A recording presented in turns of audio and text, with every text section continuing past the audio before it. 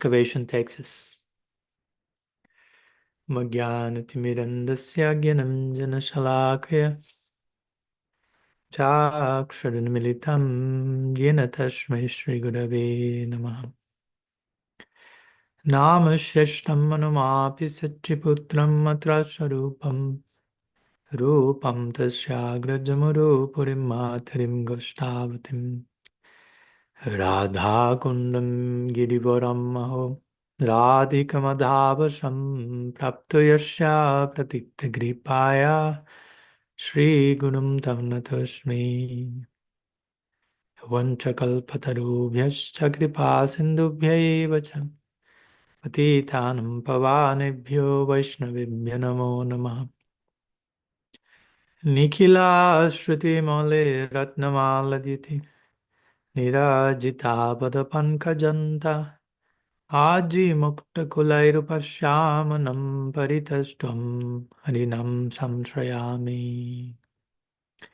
Kilo Dunita Kedaya Bishadaya Pranmila Damodaya Samyak Shastra Vibhadaya Rasadaya Chitarpitunmadaya Sasvat Bhakti Vinodaya Samadaya Madhurya Maryadaya Sri Chaitanya Nidedaya Tabadaya Bhuyada Mandodaya Janulambita Bhujo Kanakavadatu Sankirtanaika Pitaro Kamalaya Takshu Vishwambarudaya Buro Jugadharma Palu Vande Jagat Priyakaro Karunavataru Ladini Shakti Sarupaya Gauranga Suridaya Cha Bhakta Shakti Pradhanaya Gadadhara Namostute Nilamboditate Sadasaviraha Kshipanvitam Bandhavam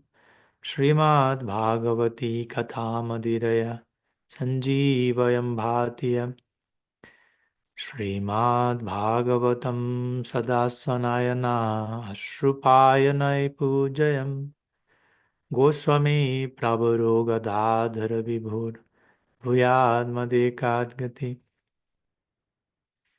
Rasa Ghana Mohana Murtim Vichitra Kili Mahotsapulasitam Radha Charana Viloditam Ruchira Srikhandam Harim Bande Vrindavaneshwari Tavaiva Padara Vindam Primamritaikam Daraso Gapurnam Hridyarpitan Madhupate Smaratapamogram Nirbapayat Paramasi Talamasrayami Bhaktya Vihinaya Parada Lakshay Shiptaschakamadityarangamadhyam Kripa Maitvam Sharanam Prapanam Brinde Maste Charanarvindam Brinde Maste Charanarvindam Sastyastu Vishvasya Kalo Prasidatam Dhyayantu Bhutani Shivanmitodhya Manasya Bhadram Bhajatad Doksaye Aveshyatam Namatirapi Haituki.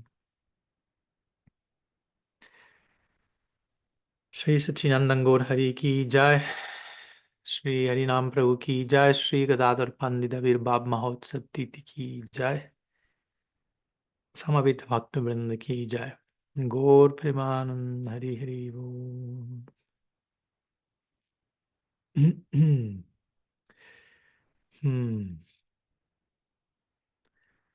Pranam to all of you again.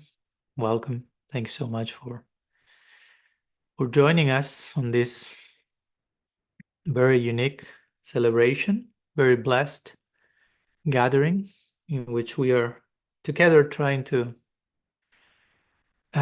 embrace the mystery of Sri Gadadhara Pandit, the mystery of Sri Gadadhara and his appearance day, which, as I like to say, in my personal, not so humble opinion, is the most important day of the year for us, Gaudiya Vaishnavas. So that's a very bold claim, right? It's not just something saying just while passing. But just this is the most important day of the year for us. Because Sri Gadadhara Pandit is in one sense the most important personality for us. So two bold claims now. I'm getting more and more committed to say something about it to explain myself. So what do you mean by that? Because interestingly enough, for many of us, a day like today will have passed like any other day. Maybe, okay, yes, today was Gadadhara Pandit's day, appearance day. Okay, no big celebration, no much time to stop there. And I personally think we need to honor this occasion with more depth. And of course, we will try to explain why the most important day is many times not considered as such, or what the most important person, such as Gadadhara Pandit, maybe one of the less mentioned figures in the whole Gaura-lila. Sounds paradoxical to say the least. Right? And again, all this ties with the idea of mystery. Gadadhara Pandit is a very mysterious person. His role is very hidden, very secret, very invisible, and very humble. And that's the nature of love. As we know, Gadadhara Pandit is Sri Radha in Gaura-lila. So that's an important point here, never to forget. According to Gaur Ganodesha Deepika, or to others, Gaur Chandrika, Tattva Swarup, I don't recall the name, Gaur, one book by Vishwanath Chakravarti Thakur saying who is who between Krishna Lila and Gaur-lila. All of them agree Gadadhara Pandit is Sri Radha. Sometimes say he's a Shakti of Bhagavan, which is another way of saying Sri Radha. Or he's ascribed the identity of some other forms of the goddess, but the original form of the goddess is Sri Radha. So Mahaprabhu is Radha Krishna combined in certain way, but Mahaprabhu is not Radha and Krishna in every sense of the term. Mahaprabhu is Krishna in the mood of Radha. That's what it's talked in Chaitanya Charitamrita. Radha bhava duty suvalitam nami Krishna sarupam. One of the first verses in the Mangala Charan on Chaitanya Charitamrita. Radha bhav duty. He has the Radha bhav, the mood of Radha, and the Radha duty, the halo of Radha. He has Radha besh and Radha abesh, to make play of words in Sanskrit. Mahaprabhu is Radha besh. Besh means cloth. So he's dressing on the outside with the color of Sri Radha, golden. And Radha avesh. He's internally absorbed in the mood of Sri Radha. Another way of saying Radha bhava duty. Suvalitam. He's ornamented with Radha bhava and Radha duty, but Nami Krishna Swarupam. Mahaprabhu is Krishna Swarupam. His identity is he's Krishna, tasting the mood of Radha, adorned by the luster of Radha. But he's not Radha. Radha is someone else in the Gaura-lila, and that someone else is Gadadhara Pandit. So we'll try to say a few words how this most important figure, Sri Radha, appearing to serve Krishna in his most deep, volcanic, generous form as Sri Chaitanya in his moments, in his hour of greatest need. Radha in her moments of greatest dedication for the necessity of her beloved in Gaura-lila. So such an important person. But in one sense, as we say, even if we choose to position Gadadhara Pandit in the Panchatattva, in the top 5 of the Gaura-lila, Krishna Chaitanya, Prabhu Nityananda, Advaita, Gadadhara, Srivas. Arguably, the figure we know the less is Gadadhara Pandit. So why? Why this mystery? Well, many things could be said. One of those is Gadadhara is Sri Radha, right? We talked many times. Srimad Bhagavatam is our main revelation in the Gaudiya Sampradaya, and we will say that the book revolves around Sri Radha. But then you go to the book, and the main character that we were announced, the book is all about this person. She's never mentioned there even once directly. So again, paradox, right? How can a book be about someone who is not mentioned even once? So this is the mystery of Sri Radha. the Radha Tattva, something so confidential. So Radha is mentioned indirectly, esoterically, in between the lines, for those who have the eyes to see, the ears to listen. Paroksha, what's it say? The Bhagavatam says, Rishaya, Parokshavada Rishaya, Paroksham Mama Chapriyam. Krishna tells to Uddhav, he says, the rishis, the seers of truth, Parokshavada, they speak in indirect terms. They do not say everything obviously, overtly. They speak in a very crooked way, because that's how love moves, in a crooked way, like a snake. And Krishna says, Paroksham Mama Chapriyam. I'm also very fond of this indirect speech, where the most confidential things are said indirectly for those who have the ears to hear, and they are not thrown to the public in a cheap way, in a way that they are not properly honored and understood.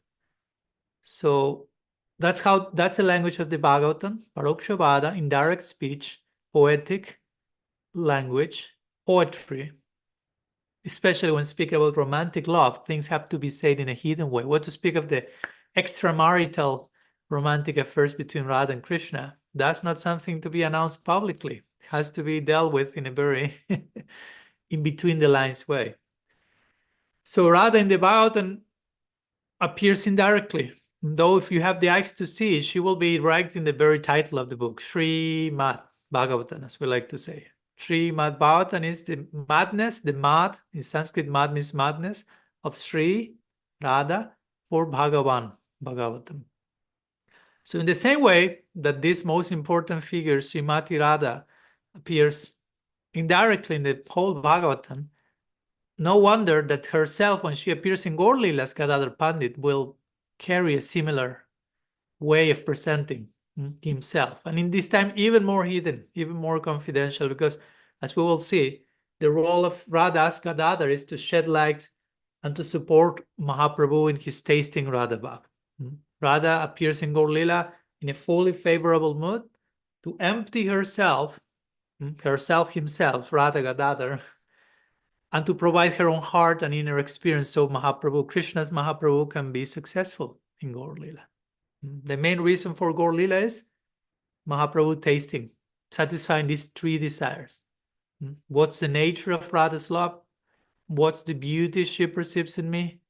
What's the happiness she derives by perceiving my beauty? Krishna says, I have no clue. People know me as omniscient, as that who knows everything. I don't know.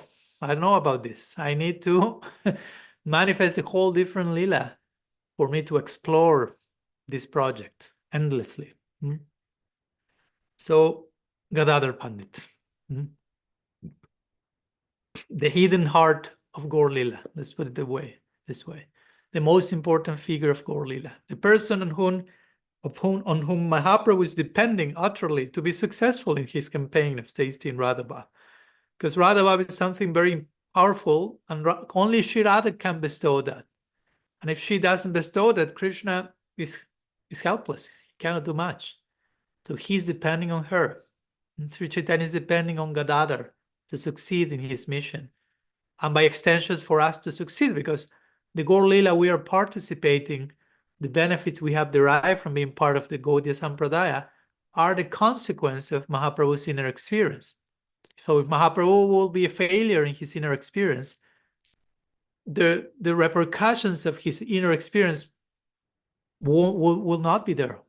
You follow my point? If he will fail in his inner experience, the dispensation of his own inner experience in the form of the distribution of the Sankirtan movement will fail as well, and we wouldn't be here today talking about him. So ultimately, it's by the grace of Gadadhara Pandit that we are here today talking about him. Because by the grace of Gadadhara Pandit, Mahaprabhu is successful in tasting his main purpose for his descent, and by him doing so, we have the second purpose of his descent, which is to spread to the world the outcome of his inner experience. And here we are as a byproduct of that, being touched, being sprinkled by this golden volcano of divine love.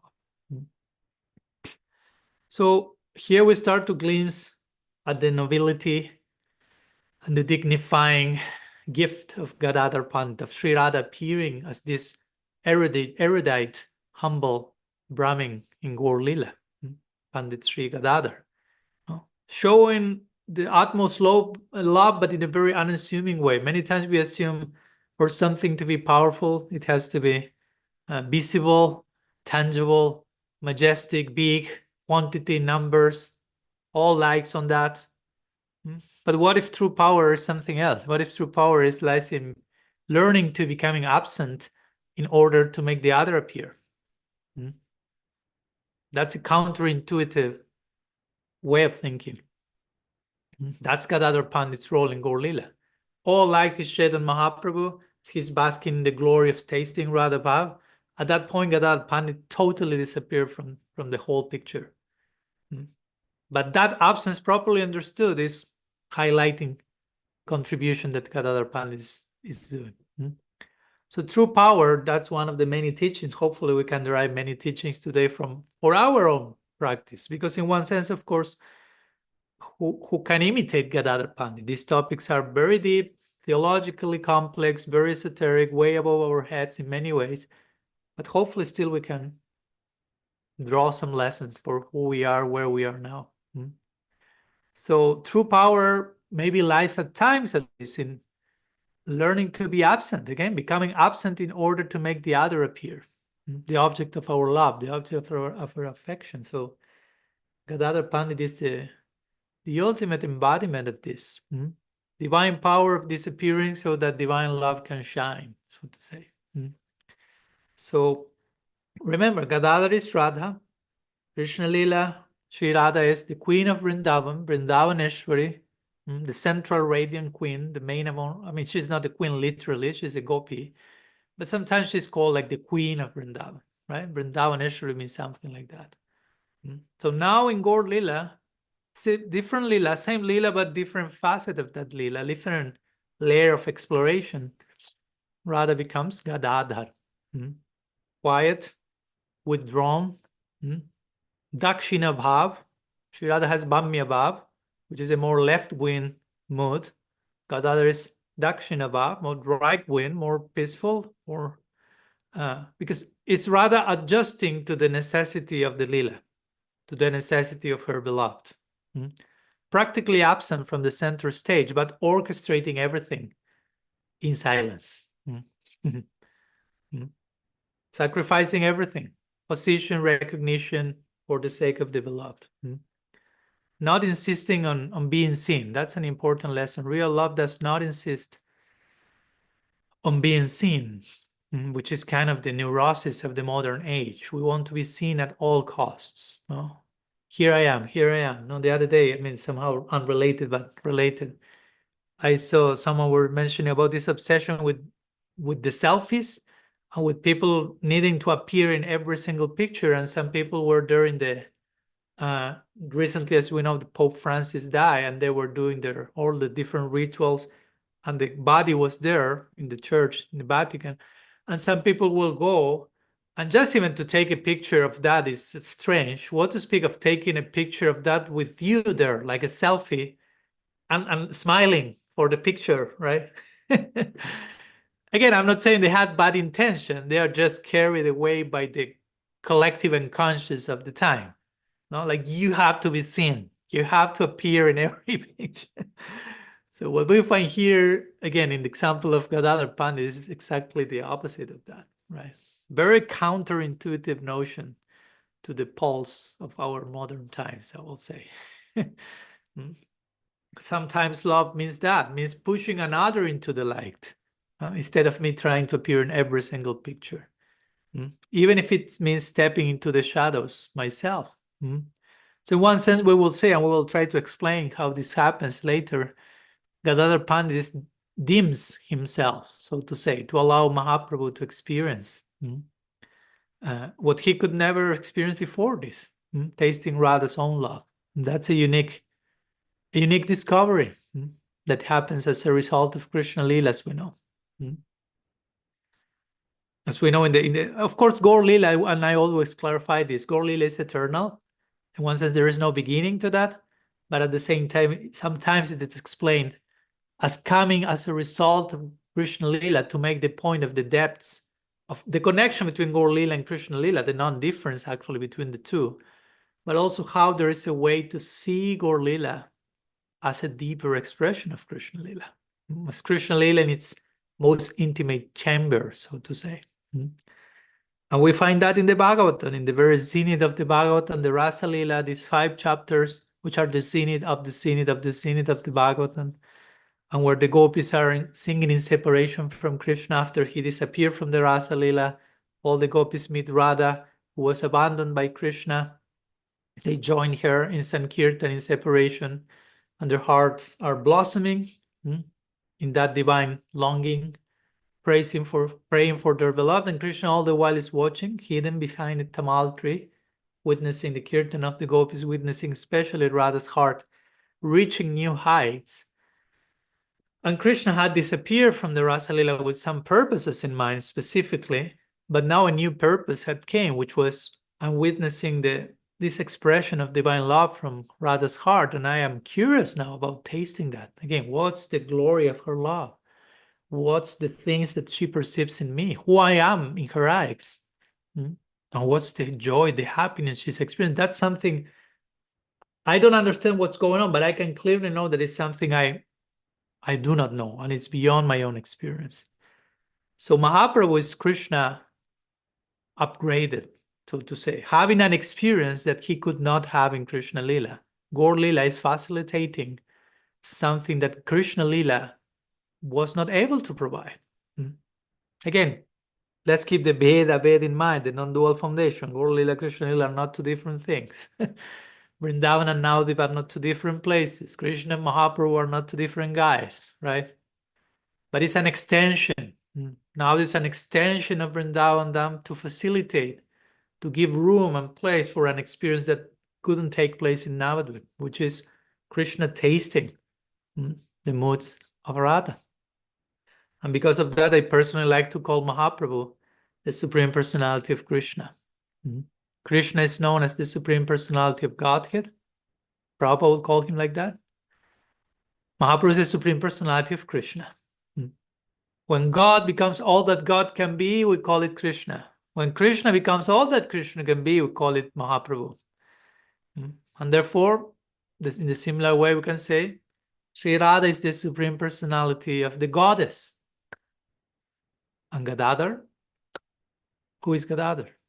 The Supreme Personality of Radha. Right? Because now we have the Supreme Personality of the Goddess serving the Supreme Personality of Krishna as Mahaprabhu. So she has to become the Supreme Personality of Radha to compensate for that. So Krishna is known as Rasaraj repeatedly through scripture, the king of rasa, the one who tastes all rasa, but he can only deserve that title as Mahaprabhu fully, because only Mahaprabhu, he tastes that thing that he could not taste merely, quote unquote, as Krishna in Vrindavan. And again, this can only happen by Radha's grace in the form of Gadadhara.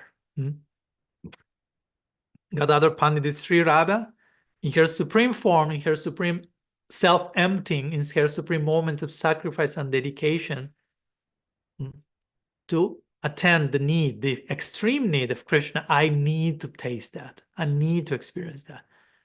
Try to understand this. Krishna is filled with love, so he cannot just, it's not that when he says, okay, I would like to taste Radha Bhav, it's not like a casual sentence. Okay, yeah, I'll see how she sees me through her eyes and what's her joy. Let's see if I can do it. If I cannot do it, I will check. Let's try. No, it doesn't work like that. For him, it's like, do it or die, something like this, say in English, right? He's fully invested, fully committed to the exploration of Dobbs' depths. It's do it or die, fully committed, fully jumping with his whole being. So he enters into that project, and naturally Sri Radha will jump with the same level of commitment to allow that to happen, to facilitate that, to give herself in whatever favorable mood is that required for the success, in this case, of Gaura-lila. Without Gadadhara, we have no Gaura-lila, or we have no successful Gaura-lila. But that's Gaura-lila cannot be a failure. Gaura-lila is, for it to be Gaura-lila, it has to be a success. So without Gadadhara Pandit, Gaura-lila would not fulfill its central purpose. Well, I hope you are starting to glimpse. We are just warming up here. You're starting to glimpse how important is Gadadhara Pandit and why we are daring to say today is the most important day of the year. So for Mahaprabhu to be successful, for him to taste Radha Bhav fully, and again, when I say full, it's a way of saying there's no end to taste Radha Bhav, and that's why the Lila of Navadvip is eternal, because Krishna is perpetually exploring that bottomless ocean.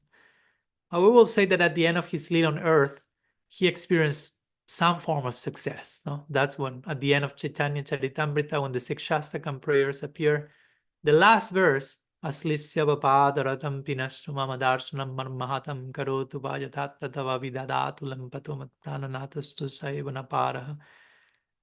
Krishnadas Kaviraj Goswami said this verse was spoken by Sri Radha. Though Mahaprabhu spoke the verse, I mean, he's the author of the verse, but he says this was spoken by Radha, implying Mahaprabhu became Radha. Krishna, Sri Chaitanya, was successful. This is the very end of his Lila, the Antya Lila, the closing of the Chaitanya Charitamrita. He says that this verse was spoken by Sri Radha, like implying Mahaprabhu did it, and basically that's the end of Chaitanya Charitamrita, a few verses more. So what allowed this success? Again, which was the nature of the dedication of Srimati Radharani as Gadadhar? In order to allow this, in order to Mahaprabhu to somehow become, if you will, Radha. And always I like to say this, probably every Gadadhar Katha I've shared, I have to say this, which is this beautiful analogy that Srila Bhakti-Rakshaksidhar Maharaj will mention in terms of the lunar position in which Gadadhara Pandit appears, Mahaprabhu appears, Krishna and Radha appears. He will say first, okay, on which day of the moon Krishna appeared? You tell me. Which position of the moon is that? How is it called in Sanskrit? You know it. It's part of the name of the celebration. Ashtami. Sorry? Ashtami. Ashtami. Ashtami. Great. That's why we call it Sri Krishna Janma Ashtami. So that's half moon, right? Ashtami. So on which day, which lunar day Sri Radha appears? Same. The same. Ashtami, again. That's why we have Radha Ashtami. So here we have half a moon, Krishna, half a moon, Radha. Okay, on which day Sri Chaitanya Mahaprabhu appears? Lunarly speaking. Purnima. So here we don't have half a moon, we have full moon. Why? Because Mahaprabhu, in one sense, is Radha and Krishna combined. Again, not in every sense, I already explained that, but it's Krishna tasting Radha Bhav. In that sense, it's Radha and Krishna. So he says, then he appears in full moon. The two Ashtamis become Purnim. Now, the last question is, on which lunar day does Gadadhara Pandit appear? I mean, a day like today. And please don't tell me April 27, 2025. I'm asking in lunar terms. He appears on a day called Amavasya. Amavasya, which means, doesn't mean half moon, much less it means full moon, it means new moon. And new moon means no moon whatsoever. So it's the darkest day of the month. So I hope you get the poetic implication here. Mahaprabhu is appearing full light, full moon, tasting Radha Bhav, and Gadadhara appears in full darkness, emptying himself, giving himself for Mahaprabhu's glory, for Mahaprabhu's fullness, so to say, emptying himself, choosing a position more of invisibility and darkness in service, which in its own way is brilliant and luminous, right? It's interesting because Gadadhara Pandit appears in Amavasya, and when we will be celebrating Gadadhara Pandit's disappearance in a few months, he also disappears in Amavasya. In a few months. So both months that he appears and disappears, and mostly the hottest months of the year also. Srila Sridhar will make that point. The darkest period, the hottest period. So there's lots of fire, lots of sacrifice going on there, in the form of by Sri Radha in the form of Gadadhara. So here we start to glimpse, hopefully, at this paradoxical truth, which is true fullness lies not in accumulation and having more on the outside, but in knowing how to empty myself in loving dedication.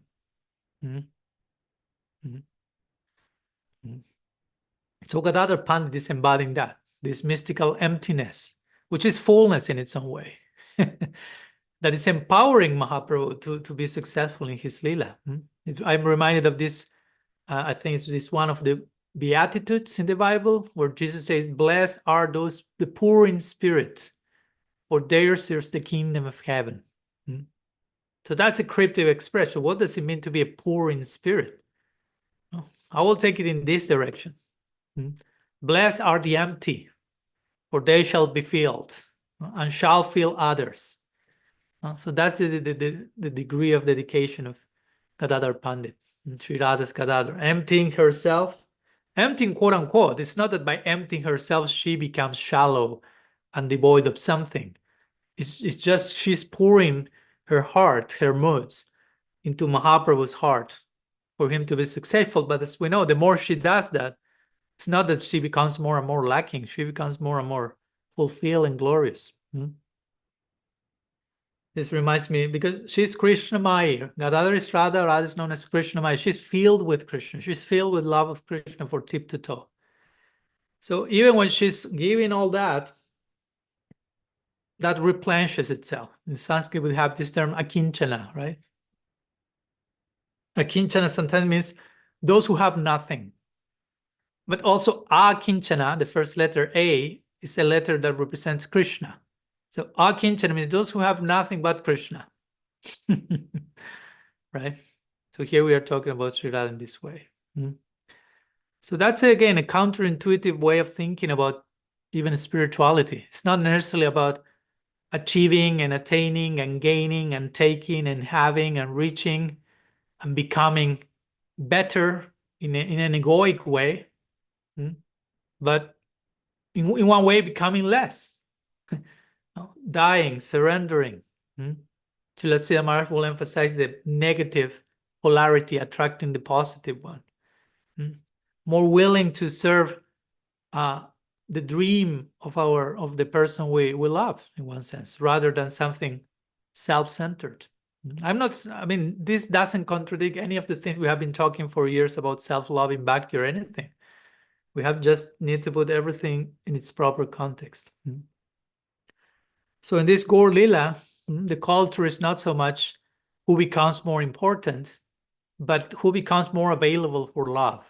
Of course, not only in Gaura-lila, in any lila for lila, that's the ethic. Who becomes more available for love? How can I give myself kinkara? How to serve? So this whole mood in Navadvipa is rooted in this alchemy of Gadadhara Pandit.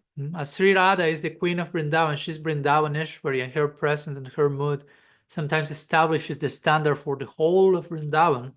The whole of Vrindavan revolves around its queen and the mood of the queen, Sri Radha. So similarly, we could say the whole of the Navadvipa Gaura-lila revolves around the hidden queen, Sri Gadadhara. That mood of service, that mood of willingness to serve Mahaprabhu, to disappear for others without losing myself. That's an art. To support another's journey without inserting myself into their narrative. That's very important. How can I accompany someone and make someone else's journey successful without me jumping into that journey, trying to live the journey myself? So spiritual maturity has a lot to do with this. Not so much becoming a hero, a superhero, many times becoming a silent companion to another's divine unfolding. This is what Sri Radha is showing us, Gadadhara. Again, we hardly know of Gadadhara Pandit in Gaura-lila. The more important figure, the most crucial element of the whole equation, silently accompanying Mahaprabhu, providing, the food, internal food he needs, making the whole mission successful in silence, in the darkness, invisible. So Gadadhara Pandit is teaching us that, a sacred art of being present by being absent, something like that. So how I like to share a few words. This is basically an introduction to Gadadhara Pandit and the importance, just to justify my initial claim of the most important celebration of the year. I hope you have a few more minutes. How Gadadhara serves Mahaprabhu. In which ways Gadadhara Pandit Sri Radha is assisting Sri Krishna in his form as Sri Chaitanya. To begin with, we could say that, as we all know, and if you didn't know, I'll let you know now, but one of the ways we can think of Sri Radha is she is the guru of Krishna. Krishna has different gurus, right? You can speak about Sandipani Muni being a guru of Krishna, and some other gurus that instruct him when he's child, when he's young, when he goes to Sandipani Muni's school here and there. But the most substantial types of siksha come from Sri Radha. Radhikar Prema Guru Amishisyanata. This very bold statement is revealed in Chaitanya Charitamrita. Krishna himself speaking through the pen of Krishnadas Kaviraj Goswami says, Radhikar Prema Guru, the prema of Sri Radha, the love of Sri Radha is my guru. Amishisyanata. I am a student in her dancing school. Her love makes me dance like mad. People know me as Natavar, the king of dancers, but they do not know me, what makes me dance. They see me dancing and say, oh, you dance so nicely, continue dancing, but they have no clue what's my inspiration for the dance, which is my muse. You have this word muse in English? Okay, who is my muse? And this is very nicely revealed in the Govinda-lila. After this verse, this line appears in Chaitanya Charitamrita. Krishnadas Kaviraj Goswami quotes a few lines, one verse from Govinda-lilamrita, written by him as well. And there once Brinda Devi meets with Sri Radha, who is in separation from Sri Krishna. So Sri Radha meets Brinda Devi and she asks her, oh, my friend, where are you coming from? So Brinda Devi tells her that I'm coming from the feet of Sri Hari. Oh, Radha says, where is he? And Brinda Devi says, oh, he's in a forest nearby Sri Radha Kunda. Oh, Sri Radha says, what is he doing? What is he doing there? So Radha becomes, of course, very curious. And Brinda Devi replies, he's learning to dance. So Sri Radha is like, oh, my beloved, my Prabhu, he's taking dancing lessons. Who is his teacher? And Brinda Devi replies, your image, Sri Radha's teacher, which is revealing itself in every tree, in every creeper, in every direction in Radha Kunda, and makes Krishna roam like a skillful dancer, and makes him dance behind every manifestation of you in every single corner at Radha Kunda. That's what's taking place right now, she tells. That's another very beautiful way to describe in which sense Sri Radha is Krishna's dancing guru, and how her love makes him dance very wonderful movements. So similarly, this Radha, Krishna's guru, appears in Gaura-lila and becomes Krishna's guru as Gadadhara Pandit. Gadadhara Pandit is the guru of Sri Chaitanya. On a daily basis, if we pay attention to the daily dynamics in the Lila in Navadvip, Gadadhara Pandit gives classes, Srimad Bhagavatam classes to Sri Chaitanya. There are some famous paintings illustrating this. Try to imagine what that Srimad Bhagavatam class must be. Main pupil, Sri Chaitanya. Main speaker, Gadadhara Pandit. Sri Radha giving Bhagavatam class, Krishna taking lessons. Learning to dance from her teacher. Again, Srimad Bhagavatam, as we said a moment ago, is all about Sri Mad. It's all about the madness of Radha for Bhagavan. So the whole Bhagavatam is about the love of Radha for Krishna. So this is what Mahaprabhu wants to imbibe.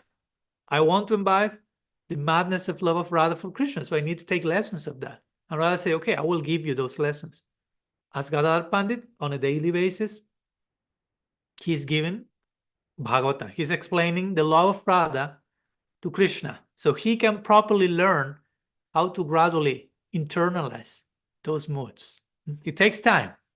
It's given in very sustainable installments.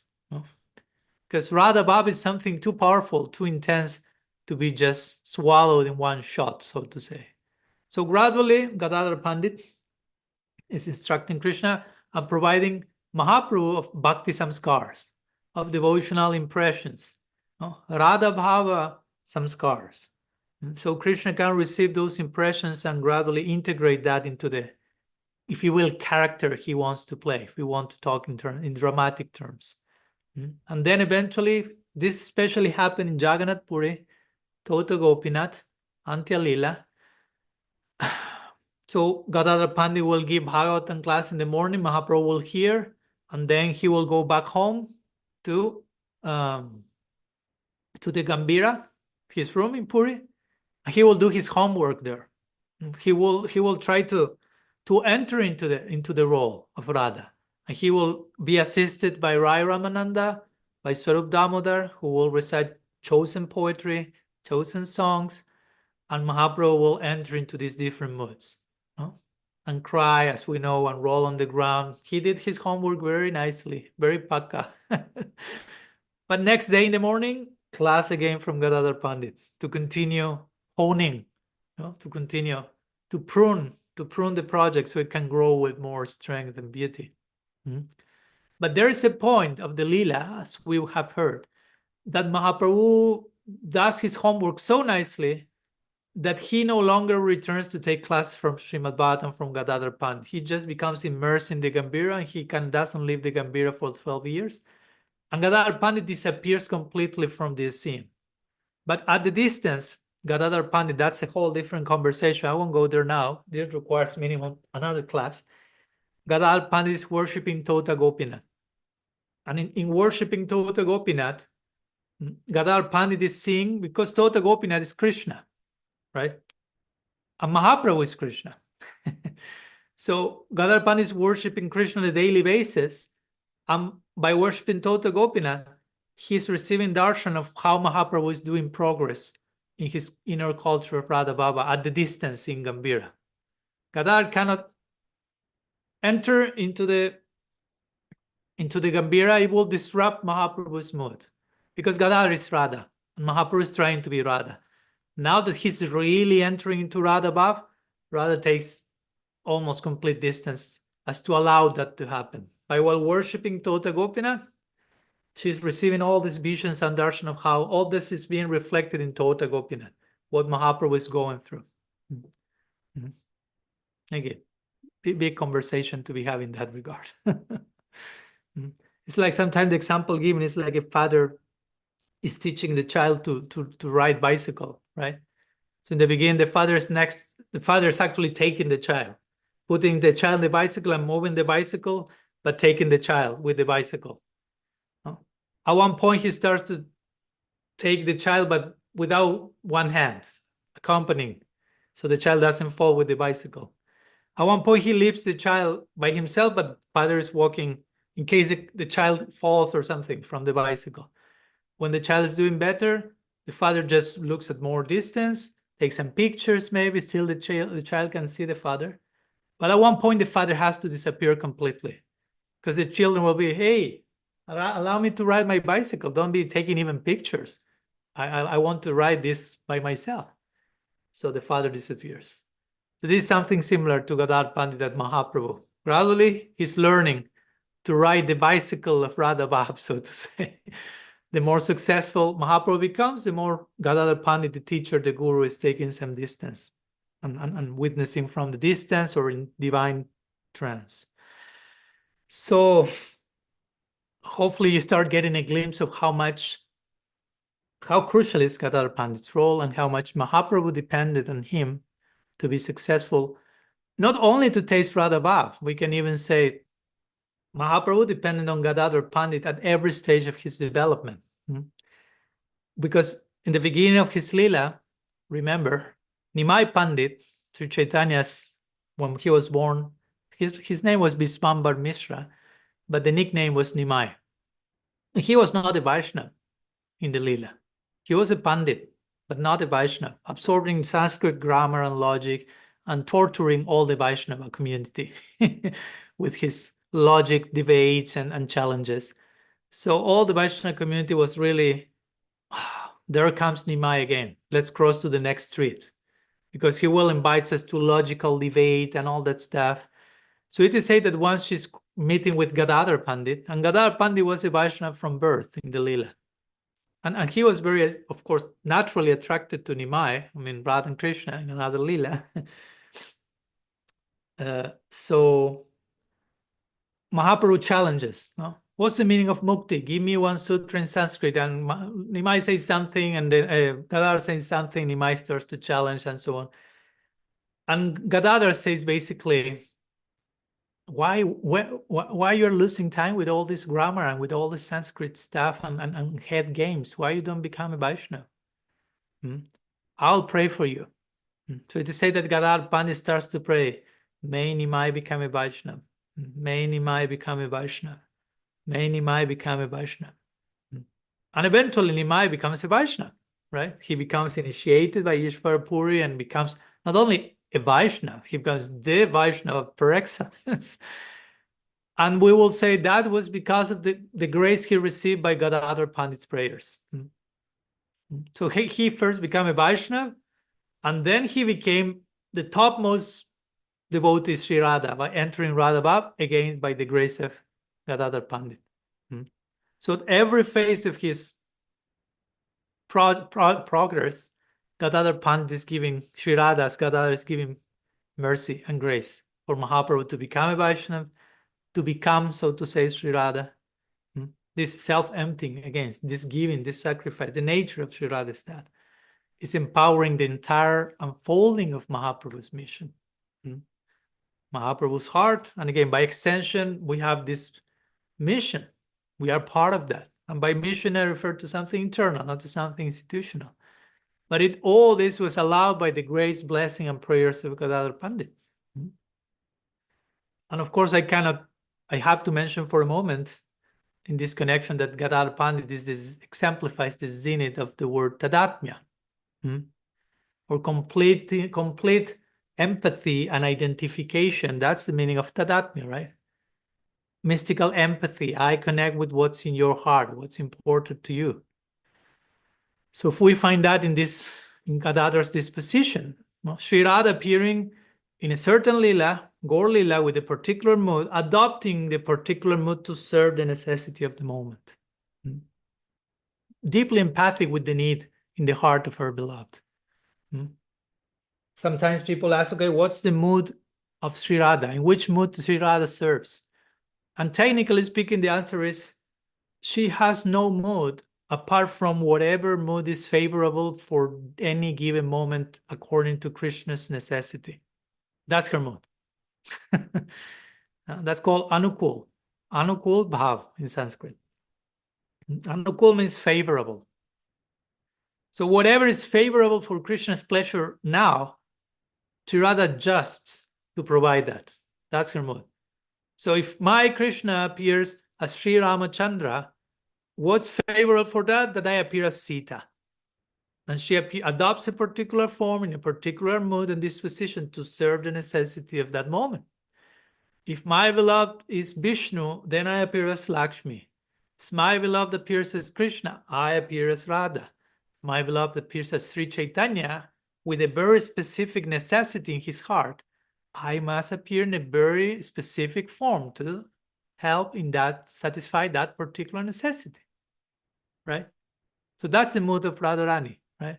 Whatever is anukul, favorable to Krishna. This is the mood of Gadadhara with Gaur. Gadadhara is serving Mahaprabhu in his moment of great necessity. Again, this is another class of its own, but Srila Siddhar Maharaj has this beautiful poem he composed that he included the beginning of one edition of the Bhagavat Arka Marichimala, compilation that Bhaktivinoda Thakur made of verses of the Bhagavatam. And I recited this verse in the Mangalacharan, Nilam Bodhi Tate Sadasubhidahak Shipambitam Bandavam.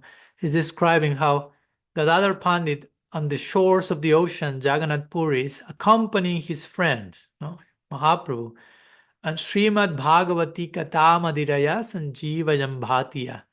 He's giving to his friend the wine of the Srimad Bhagavatam, this intoxicating nectar of the Bhagavatam, which acts like Sanjivani, which means like this life-giving. In Ayurveda, you have Sanjivani, like life-giving herb that brings someone back to life from death. So Mahaprabhu is dying, separation, and Gadadhara Pandit is pouring the wine of Bhagavat Katha on a daily basis, giving classes and giving life to his friend, and nourishing his experience. Srimad Bhagavatam Sadasanayana Asrupayanai Pujayam. And how Gadadhar Pandit shares Bhagavatam to Mahaprabhu. Sometimes the Srimad Bhagavatam is worshipped. Before a Bhagavatam recital, sometimes the Bhagavatam is offered artik, lamps, water, all different elements of puja. So similarly, Gadadhara Pandit is worshipping the Bhagavatam, but all those elements are not in a plate, but they are coming organically from his body. So instead of a lamp, the lamp of her heart, the fire of devotion is offered to the Bhagavatam when Gadadhara is speaking to Mahaprabhu. Instead of offering water in a conch shell, water comes like torrents of tears in his eyes in ecstasy when he's reading the Bhagavatam to Mahaprabhu. And Srila Siddhar Maharaj concludes that line, Goswami Prabharo Gadadhara Vibhur Bhuyat Madeka Gati. So currents of tears are coming from Gadadhara Pandit's eyes while reading the Bhagavatam, and he said, may I enter that current and swim in that current forever. That current of the topmost of the Goswamis, Sri Pandit Gadadhara. This is a famous story, right? When Srinivasacharya goes to learn, that's another chapter. But when Srinivasacharya goes to learn Bhagavatam from Gadadhar Pandit, he finds that the edition of the Bhagavatam that Gadadhar Pandit had no letters printed because all of the ink had been washed away by the tears of Gadadhar. So it's an empty Srimad Bhagavatam, but actually it's the fullest version of Bhagavatam with the tears of love of Sri Radha in the form of Gadadhar. So anyhow, here we have Gadadhar as being Sri Radha serving Mahaprabhu in his moment of greatest necessity.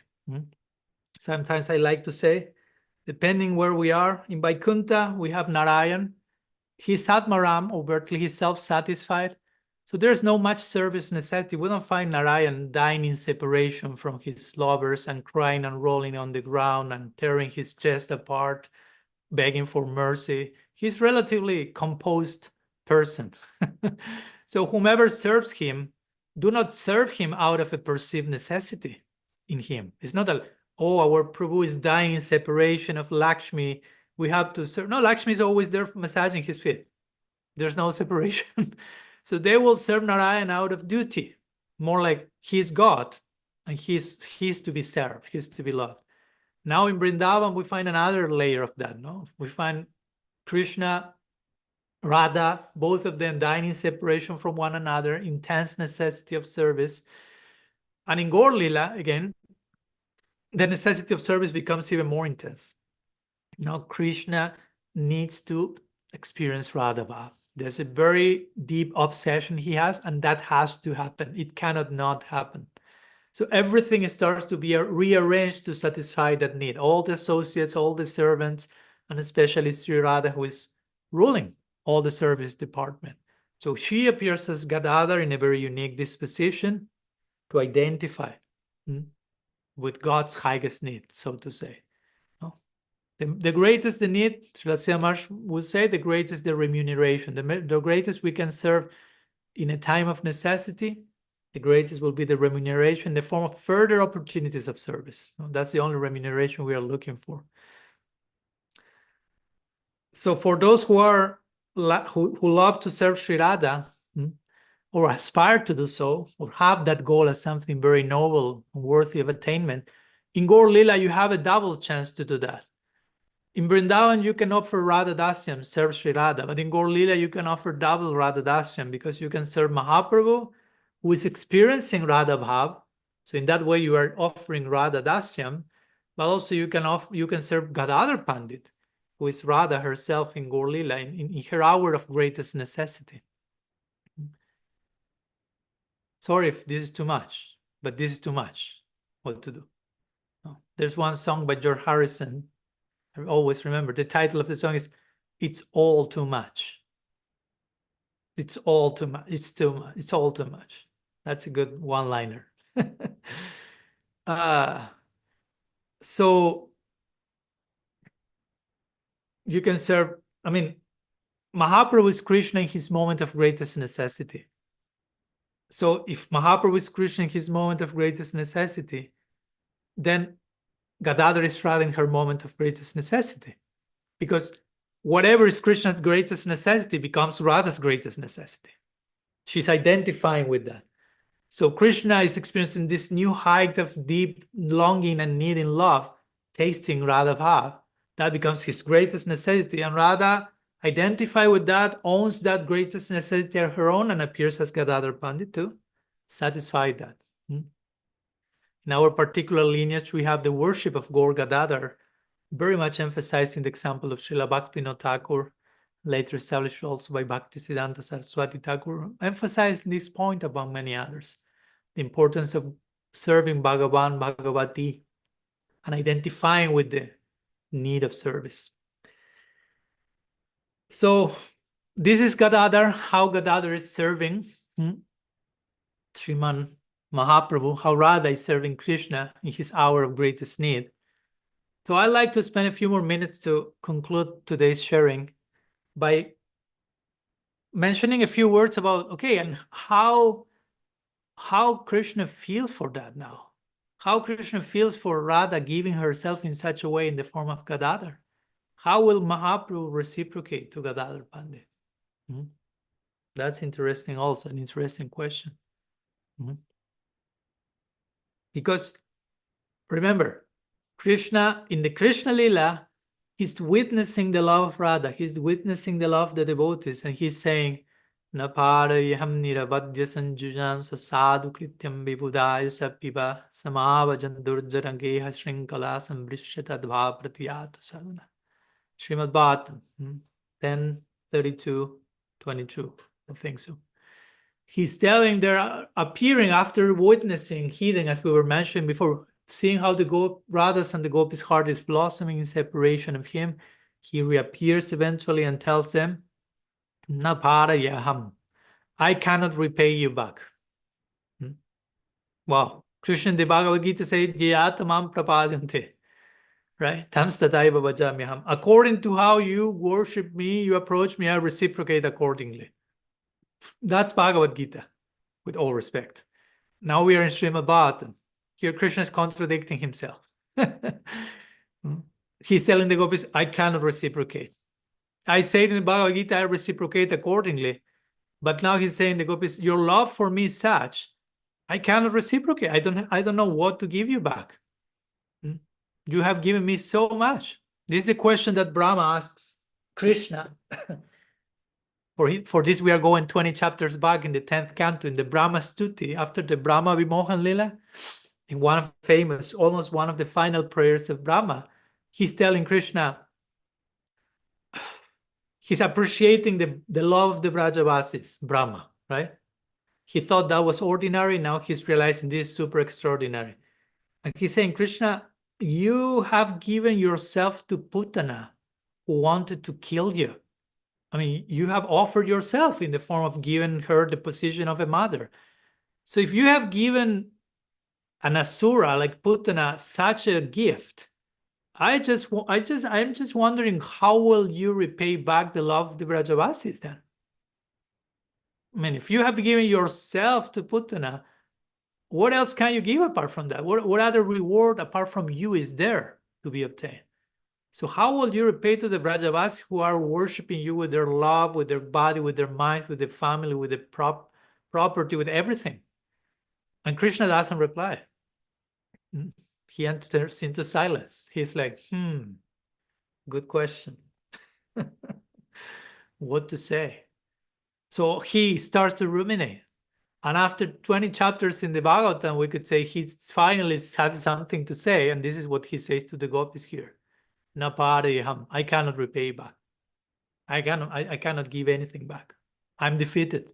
He tells to the gopis, may your love be its own reward. That's the conclusion of the Bhagavatam. Love is its own reward for everyone, including God.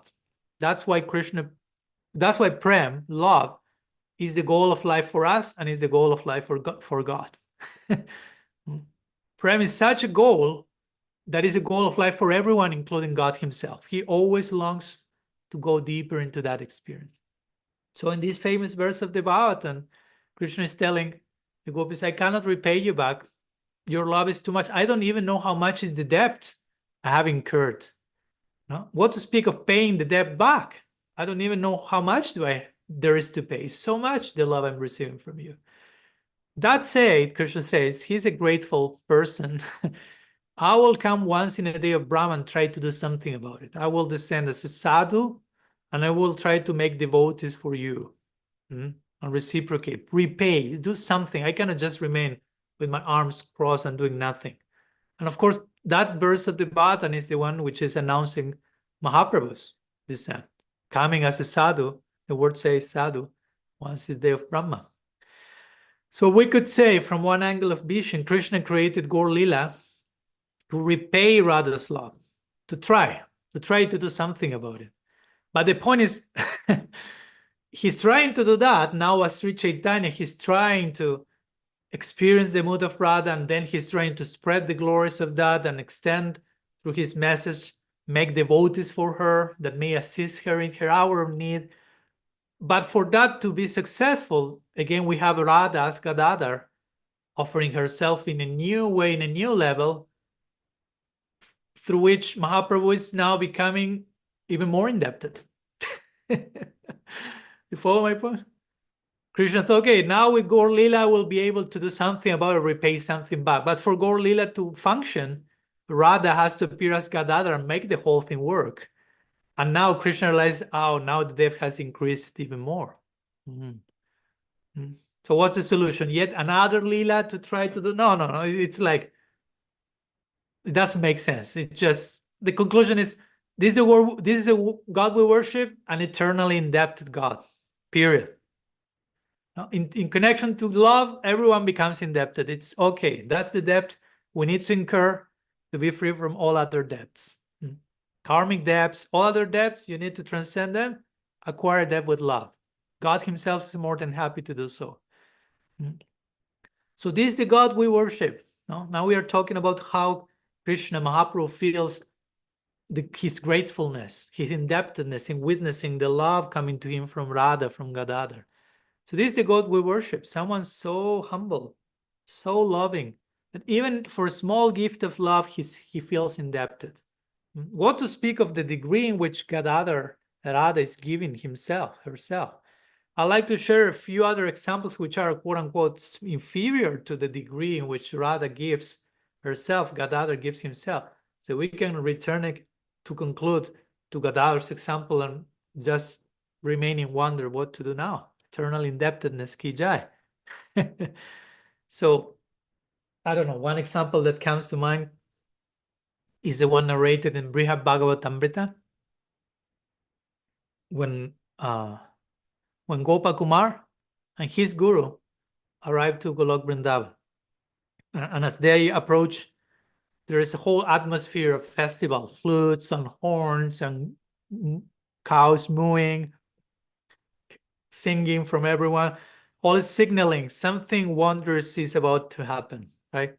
So the two of them arrive, and it's so wondrous, so incredible what they feel, the joy, the love they're experiencing, Gopakumar and his guru. They collapse. They cannot contain their ecstasy, their love. And Krishna appears on the scene, and he cannot remain still. He just runs to them, to Gopakumar and to his guru, overcome by his own tidal wave of ecstasy, of emotion. So Krishna embraces Gopakumar, and Krishna embraces his guru. He falls at their side. He starts to bathe them with his tears. Now that's the welcoming Abhishek to Golok Vrindavan. And then he takes them by the hand and he starts to wipe away the dust of the journey, and hold them very close, not from a throne, sitting on their same height, so to say. And then there's a beautiful verse that Krishna mentions to Gopakumar and his guru. He says, have it here, my heart is drawn by your grace. It is by my great fortune that you remembered me. Try to bear in mind that this is Krishna offering prayers to the devotee, not the other way around. And we could take this prayer and offer that to Bhagavan ourselves, but this is the other way around, just to show the reciprocal nature of love, right? My heart is drawn by your grace. It is by my great fortune that you remembered me, and by my great fortune that I can see you now, after so long. I am completely dependent upon you.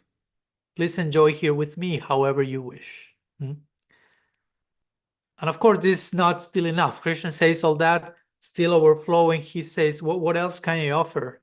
What else do I have at hand? The only thing he has at hand is all his ornaments. So Krishna starts to take off all his ornaments, and he starts to put all his ornaments to his devotees. His necklace, his turban, his earring, his bracelets. He starts to decorate, giving all that he can give, feeling himself indebted, again, indebted. And Sanatana Goswami mentioned that point. Still at that point, Krishna feels pain in his heart, feeling, I'm not able to give more. Swadvana atriptam is the technical Sanskrit term. Swa, one's own self, dhana, charity, atriptam, dissatisfied. After giving his own self in charity to his devotee, Krishna feels dissatisfied, feeling, I have not given enough yet. No, I have received so much, what I'm giving back. Many examples like that. Rupa Goswami in Bhakti Rasamrita Sindhu mentioned the same in terms of Bhishma Dev lying in the bed of arrows. How when Krishna heard about that situation, he just ran toward Bhishma with tears falling from his cheeks. And he knelt at the side of Bhishma. Again, not out of obligation, out of affection. When Draupadi was being disrobed, as we know, and she cried for Govinda in separation. And it is said in the Mahabharata, there is one verse that Krishna himself tells to Draupadi, that cry of yours has created an ever-increasing depth in my heart that does not leave my heart. That cry of yours has created an ever-increasing depth that does not leave my heart. Even though he proved unlimited sari, protected Draupadi, again, he still feels, I'm indebted. And what to speak even of great devotees, because now we have talked about Bhishma, Draupadi, Gopakumar. We may say, well, it's them. Okay, Krishna can feel that all that stuff for them, but what about us? What about insignificant people? At least I'm picking for you, not about me, not about you. But Krishna is so grateful, so humble that he even feels like that. There's one beautiful verse from Ujjwal Nilamani that mentions how Krishna feels deeply indebted even for the slightest service offered to him. So I like to read that verse, share that verse with you.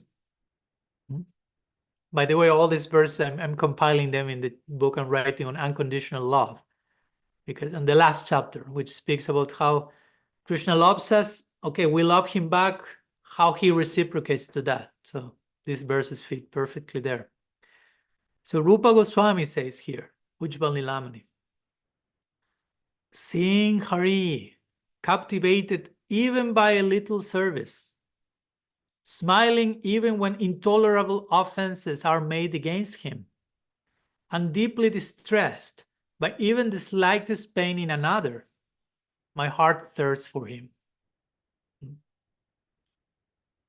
So don't forget, dear brothers and sisters, this is the God we worship. Don't allow any weird misconception get in your head and think something else. No? This verse, you can carve that and put that in the wall of your house. You can tattoo that, the pupils of your eyes. You see whatever works better. But Rupa Goswami set in the standard here. First, Krishna is captivated even by the slightest little service. Wow. Then he's offended by people, he's smiling at that. Famous example of Brigu kicking Krishna's chest, Vishnu's chest, and he's offering prayers to those feet. Oh, those feet have purified me.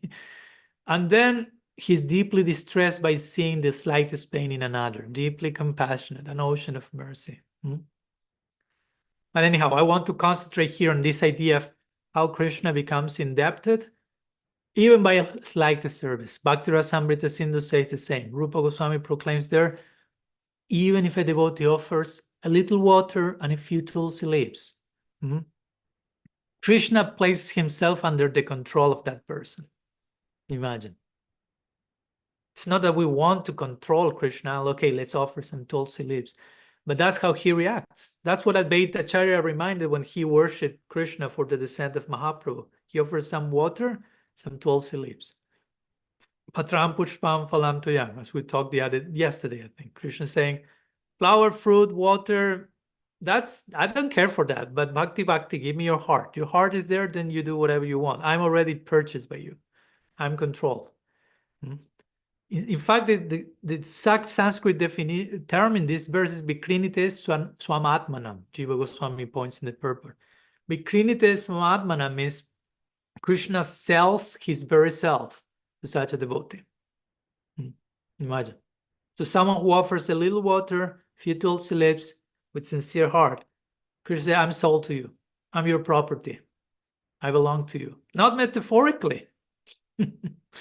Right? Not metaphorically, existentially. The infinite becomes owned by love. So that's Krishna's gratefulness. Now, a few weeks ago, when I was I was so fortunate to be reminded of that. I had read that, but I had forgotten. When I was in New Vrindavan in West Virginia, I was meeting with Barsana Swami. We had a very nice conversation. And the whole conversation started with the topic of gratefulness. Then I came to know that he really likes that topic. And he quoted at one point something that Vishwanath Chakravarti Thakur mentions in the commentary to the Brahma Stuti, in which basically Krishna says, I am grateful to my devotees, not even for the service that they did for me in the past, that they are doing for me in the present, but even I'm grateful in advance for the service they will offer in the future. Imagine. No? Even if I haven't done anything so far, Krishna is in advance grateful for what will come in potential in the future. That's his generosity, right? That's his gratitude. And again, when the times to reciprocate come, he feels overwhelmed. Not because he has a lack, but in one sense because love has no ceiling. The more Krishna receives love, the more he longs to give back. And the more he gives, the more he feels he can never give enough. That's a paradoxical holy dissatisfaction of divine love. And that's why Krishna concludes this, arguably my favorite verse in the Srimad Bhagavatam. In a few lines, he says, Anubrajamyaham nityam pujayeti angrirenuvihi.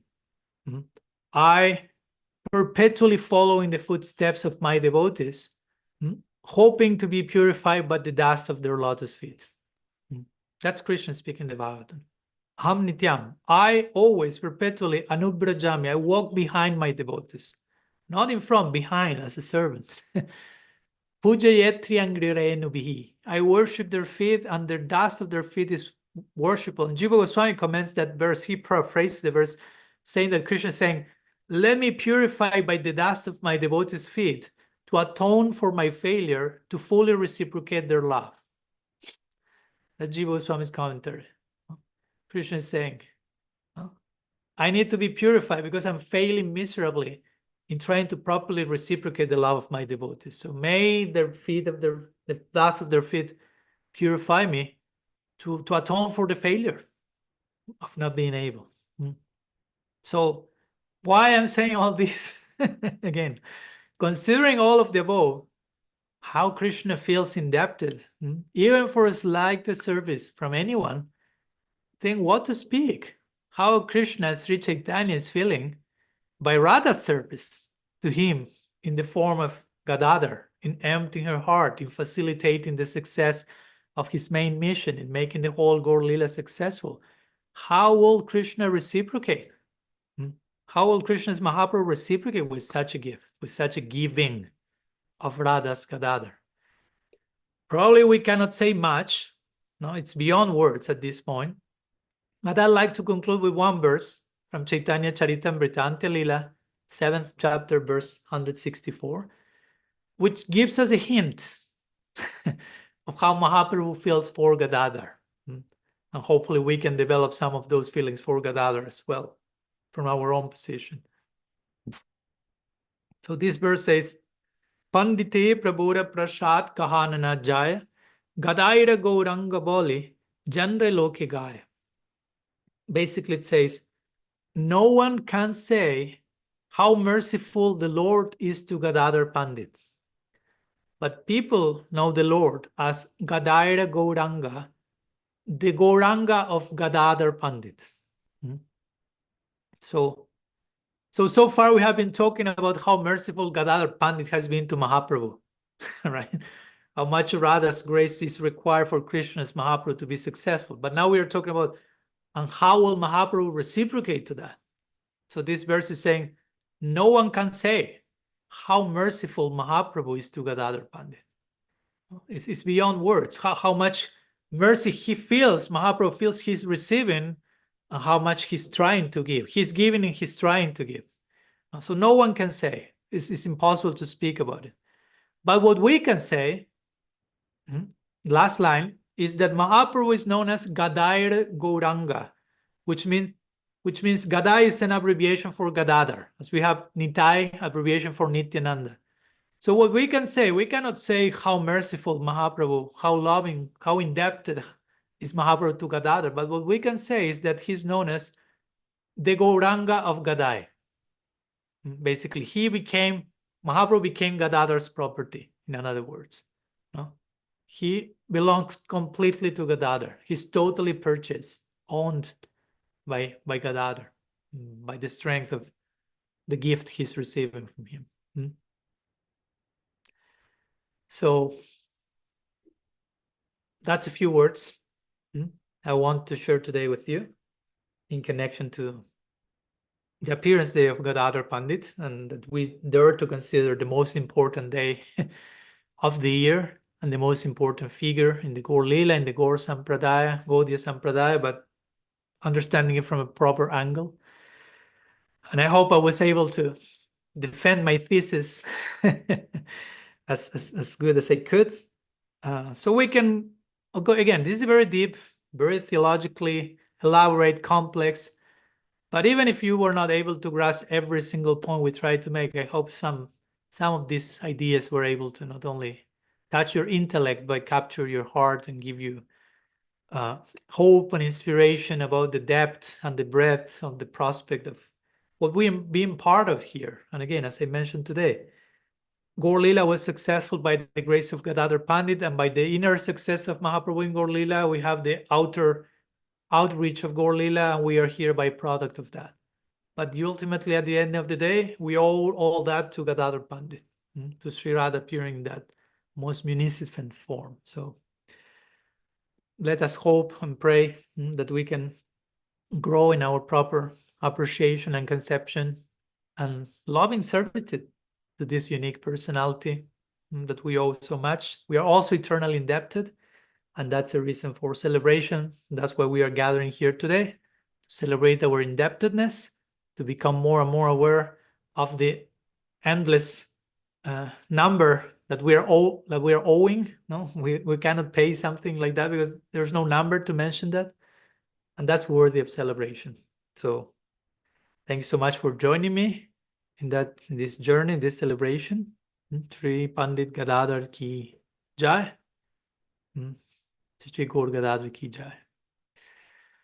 So Before we conclude, if there are any questions, comments, something you would like to share in connection to the topic today, of course, we are trying to keep the discussion revolving around Pandit Gadadhara. If anyone has any reflection, any question, any sharing, we have a few more minutes. There's a question in the chat. There's a question in the chat. Oh, okay, let's see. From Trivikram Prabhu. Okay, I'm curious to understand how the mission of Sankirtan fits into the same quest and service of Sri Gadadhara, given the emphasis many of us are raised and nurtured with, namely serving the Sankirtan movement. Okay. We have talked about that in the past. I will mention that briefly. Of course, first of all, we have to clarify what do we mean by Sankirtan movement, right? Because I know that for some devotees, Sankirtan translates as preaching. And I have no problem with that, but I have a problem with that also. Because that's not the definition, that's not the translation of Sankirtan. Sankirtan doesn't mean preaching, right? Sankirtan means complete praise, basically. We have Sankirtan in the spiritual world. We don't have preaching in the spiritual world. There's nobody to preach to there, right? They're not conditioned souls that need to be aware of Krishna in Golok, right? Like the famous example when Prabhupada was with some devotees in Radha Kunda and someone asked Prabhupada, I think we can open a temple here in Radha Kunda. And Prabhupada said, for what? And the devotee naively said, for preaching. And Prabhupada said, Radha Kunda is not a place for ordinary things like preaching. Of course, he was not saying that preaching is ordinary. He was saying what happens in Radha Kunda is super extraordinary. So don't bring preaching here. That was the point. So, of course, preaching, I don't like the word preaching, to be honest, much, how it has been taken a very intense proselytizing tone. And the original word is prachar, as we know, prachar. And prachar means pra-achar, a very special type pra of achar, of behavior. So when something very special is happening inside of me, that overflows and starts to sprinkle other people. And that we call prachar, no? Something contagious, some epidemic. So how this all relates to Gadadhara Pandit, to Gaura-lila? Well, remember, Mahaprabhu is telling in this verse of the Bhagavatam, Krishna, is telling to the gopis, once in a year of Brahma, I will come, in the day of Brahma, I will come as a sadhu and try to spread the glories, try to chant the glories of Radha. That's Krishna's feeling. You have done so much for me, and you have gopis all renounced so much for me, that now Krishna is coming and he's trying to renounce the things that the gopis renounced for him. So Krishna is renouncing his blue hue, and he appears in golden hue. And then not only that, he accepts sannyas, he's renouncing his curly hair, he's renouncing his yellow cloth, he's renouncing his family, he's renouncing his village, he's accepting sannyas. No? Trying to enter into the renunciation that the gopis enter into. No? Again, that's part of his experience Radha Bhav. Radha is willing to renounce everything for Krishna's pleasure. Even Mahaprabhu's sannyas lila can be seen in connection to tasting Radha Bhav. There is a deeper side to Mahaprabhu's sannyas, not just a preaching strategy. So similarly, with the Sankirtan movement, Mahaprabhu comes trying to make devotees for Sri Radha. That's basically his concern. He knows the depths of Radha's heart, the depths of Radha's longing, the depths of her necessity of service is so great that she's always in need of assistance, so to say. She's always in need of expanding the circle of service. So she always will be in need and welcoming further new recruits, so to say, that will accompany her in giving Krishna more pleasure. So Krishna himself, as Mahaprabhu, comes to preach, to prachar, and recruit new souls for the service of Sri Radha. So we could say, by us as sadhakas engaging in what sometimes called preaching, we could do that from this deeply esoteric place. We are recruiting new souls that eventually can engage in the service of Radha and thus help Krishna to diminish his debt, if you want to put it that way. a depth that can only increase nonetheless. But from that place, you can connect the sharing of the message with something very deep, very esoteric. So if we want to think of the Sankirtan movement in terms of spreading the message, spreading the glory, spreading the name, that's great.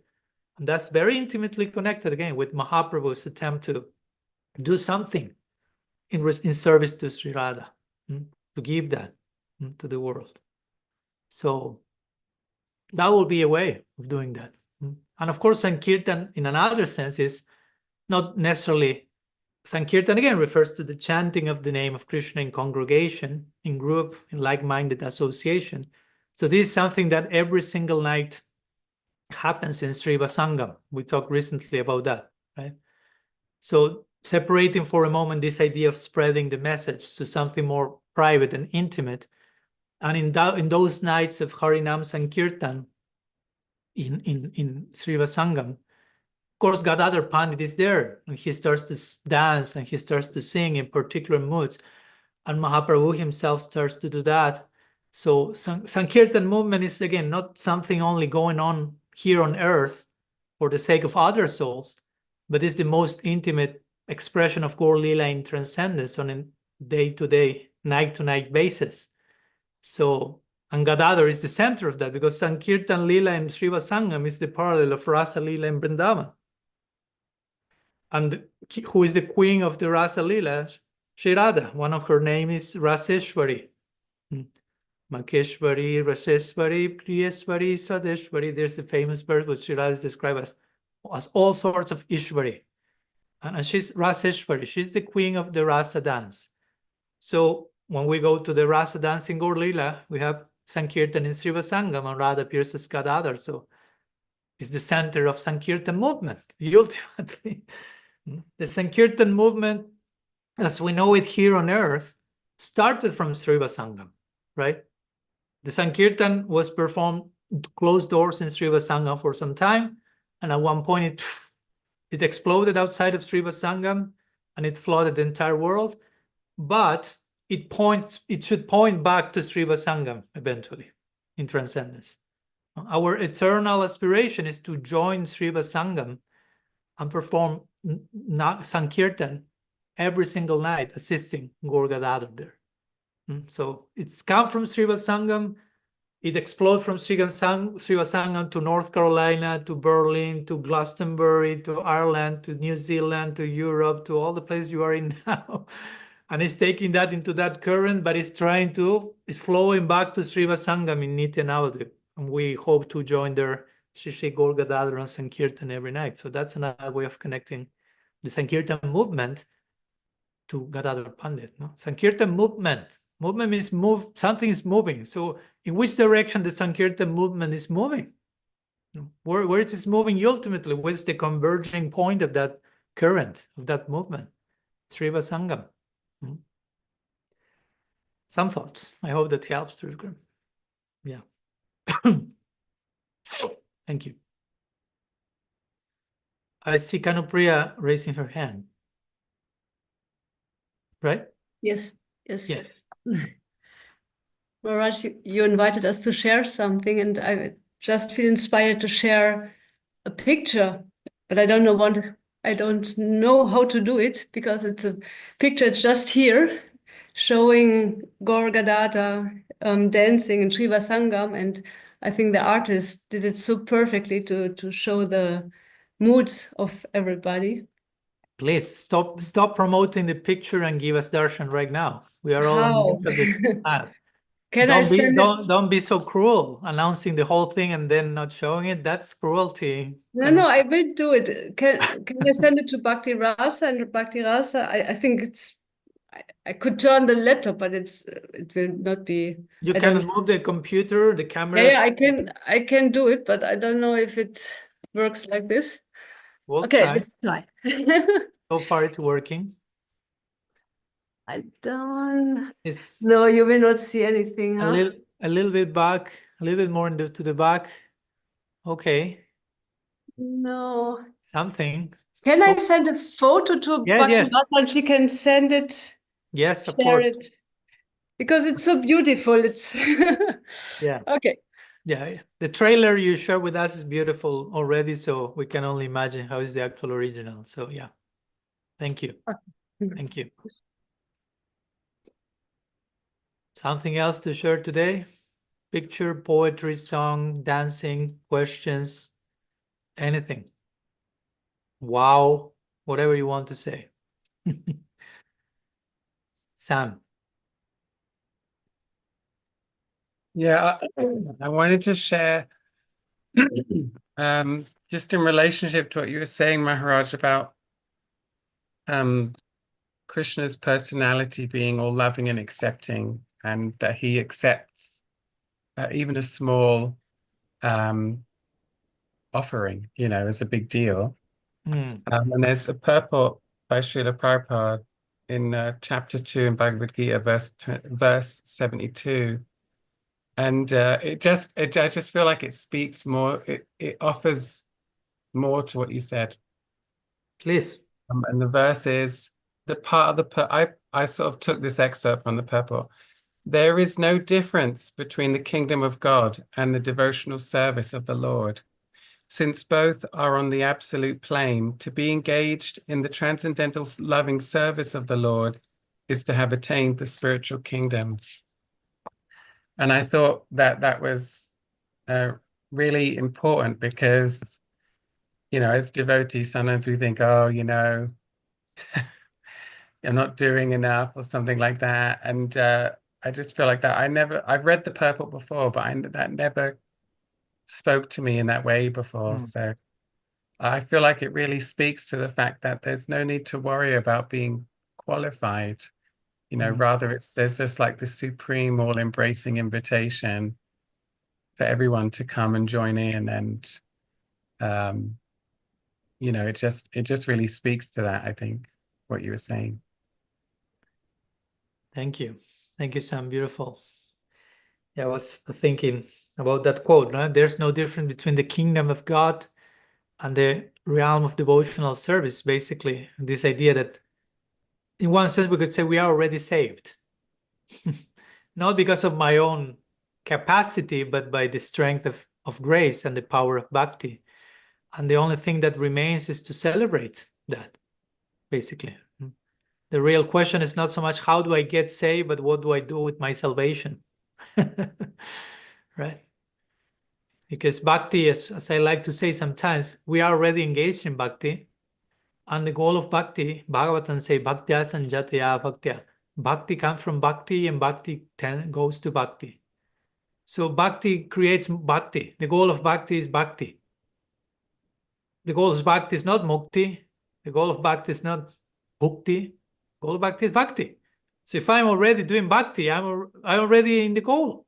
It's not that I attained the goal, probably the goal attained me.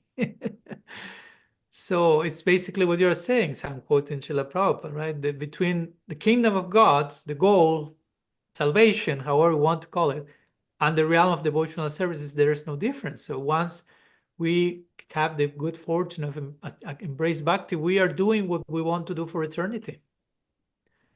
We are already doing what we want to do for eternity. There's no more concern about eternity because we're already in eternity. If I'm doing what I want to do in eternity, that means I am in eternity for all intents and purposes. And that's why the scriptures say a devotee doesn't care for mukti. A devotee doesn't care for liberation, for I will go there, I will go that. In the 8th chapter of the Gita, we find these examples of different yogis and people trying to die right at the proper moment, right, proper constellation timing, trying to calculate so they're leaving their bodies auspicious and they attain what they desired. But the commentators say that's not how a devotee thinks. A devotee is just engaged in bhakti and that's it. And will leave the body whenever he or she will leave the body, and death will find them engaged in bhakti, and that's it. Some commentators even say a deeply absorbed devotee absorbed in bhakti, she won't even notice that they're died. Because they were paying attention to something else. They were in bhakti. They were absorbed in bhakti. Oh, death came. Okay. See you. Something like that, right? So anyhow, thank you. Thanks, Sam. I appreciate the ornament you've added to the whole decoration. Okay, I'm seeing that Amanda Vikram has a question. He's staying there on the side, so I know that he's the one who has a question, right? I'm guessing it's Amanda Vikram. I've seen someone without the head, so yeah, that's Amanda Vikram. But probably Sweta Devradika is the one who had the question, so let's see. No, sorry. Maybe it's not a question, whatever you want to share, yeah. Sorry, yeah, no, not a question, just a wow, really. Okay.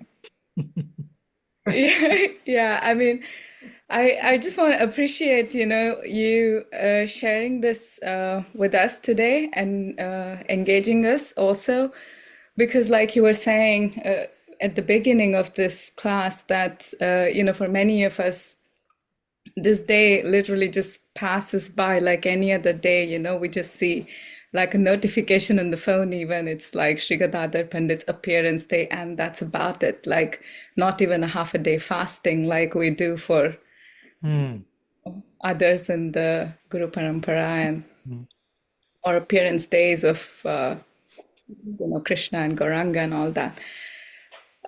Yeah, that, and the one thing that I like kind of blew my mind was I've heard you say before that how Krishna is the Supreme Personality of Godhead, and Lord Chaitanya in that sense becomes like Supreme Personality of Krishna. And it does make a lot of sense, considering how Gaura-lila is manifesting. But like, just today hearing how you were saying that Sri Radha is like Supreme Personality of Goddess and Sri Gadadhara is Supreme Personality of Sri Radha, I was like, wow, I mean, something to think deeply about. And it's also, like you were saying again, that, it's quite a deep subject, Yeah, I really appreciate. So, Thank you. Sure. Thank you. And of course, yeah, that's why we took the time to say, okay, let's make a meeting and let's talk about it today, because if not, as you say, it can pass like anything. And when we stopped and tried to pay attention and go deep, it's like, oh, there was something here. Not only something, there was everything here.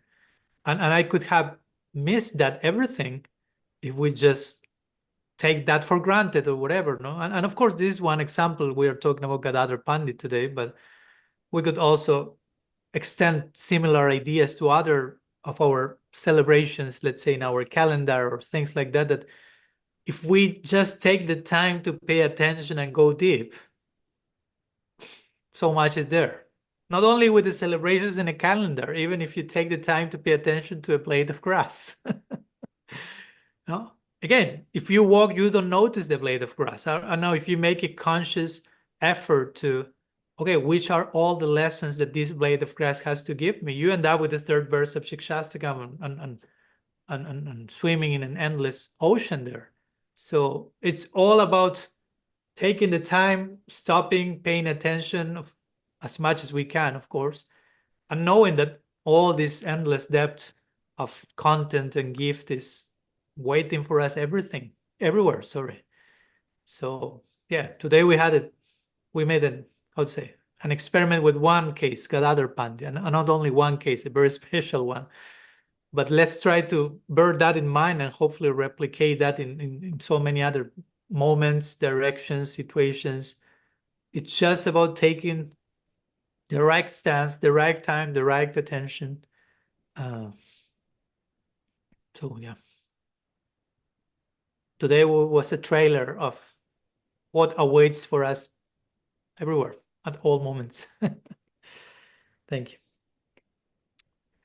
Okay, so I don't see more raised hands, and I will thank very deeply for those who haven't seen. You can see the pictures that Kanupriya sent Rath through Bhakti Rasa. Beautiful painting. Thank you so much for that. Great darshan of the Sankirtan of Sri Vasangam. I think those are paintings made by Gadadhara Prabhu, if I'm not mistaken. Okay. Thank you so much, dear family, for joining and making the effort of being here one more day. And looking forward to our next meeting, next celebration. In a few weeks also we will be celebrating Sri Nrsimha Chaturdasi, so probably we will make some similar meeting like this one. We'll let you know soon. But meanwhile, have a safe, blessed beginning of week and see you next Saturday. And keep in touch in whatever you need. Sri Gadadhara Pandit ki jai. Gaur Gadadhar ji ki jai. Harinam Sankirtan ki jai. Sadhu Sangh ki jai. Samavit Bhakta Vrinda ki jai. Gaur Premanand Hari Bol. Vanchakalpataru